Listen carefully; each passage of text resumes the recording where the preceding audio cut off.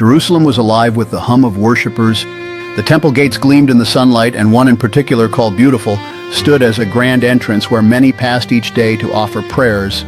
Near that gate, a man sat day after day. His face was marked by years of struggle. From birth, his legs had never carried him. Friends or family carried him to that spot each morning and laid him on the ground so he could beg for coins to survive.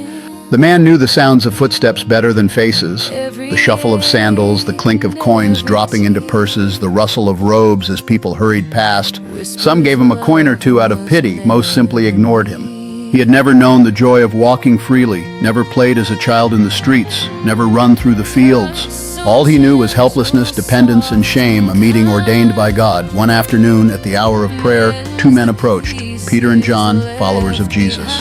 These were not wealthy men. They had no bags of silver or gold.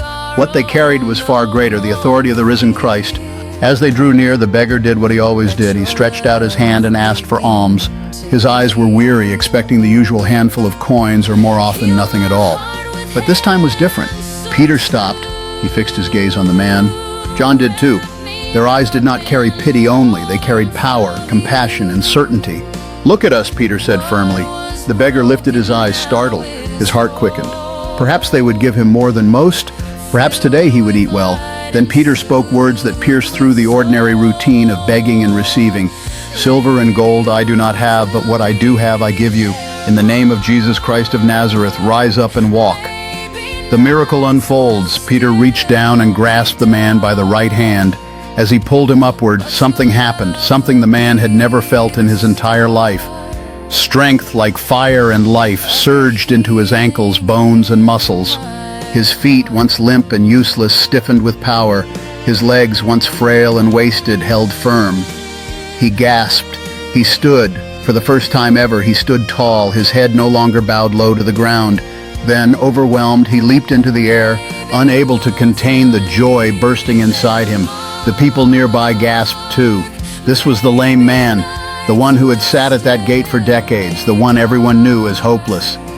And now he was running, jumping, praising God at the top of his lungs. He clung to Peter and John, almost afraid to let go, as if in touching them he might lose the miracle. Yet the strength remained. Tears streamed down his face as laughter spilled from his mouth. Every step was a song, every leap a testimony. The crowd gathers as he entered the temple courts with Peter and John. The man could not stay quiet. He shouted blessings, he danced, he lifted his hands in worship. Worshippers turned their heads, astonished. "Isn't that the beggar?" someone whispered. "The one from the beautiful gate?" Another asked in disbelief. "Yes, it's him. How can he walk?" Soon a great crowd gathered around. Wonder filled their faces, but also confusion. Peter saw the amazement and lifted his voice so all could hear. "Men of Israel, why do you marvel at this?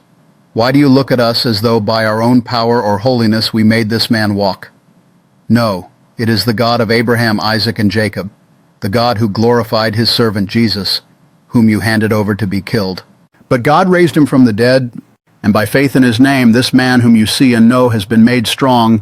Yes, the faith that is through Jesus has given him perfect health in the presence of you all." The people were cut to the heart. The miracle before their eyes could not be denied. The name of Jesus, the same Jesus who had been crucified not long before, was alive, powerful, and bringing healing still. The testimony that could not be silenced. From that day, the man's life was never the same. No longer was he carried by others. He could walk on his own. No longer did he beg for survival. He had been restored by God's mercy. He became a living testimony, a man who had leaped into health because of Jesus. His story spread far and wide. Every step he took was a sermon. Every leap a declaration, every breath a song of praise. "I was lame, but in the name of Jesus I now walk. I was hopeless, but in him I now rejoice." And the people could not deny it. Jesus Christ was still at work, healing bodies and saving souls.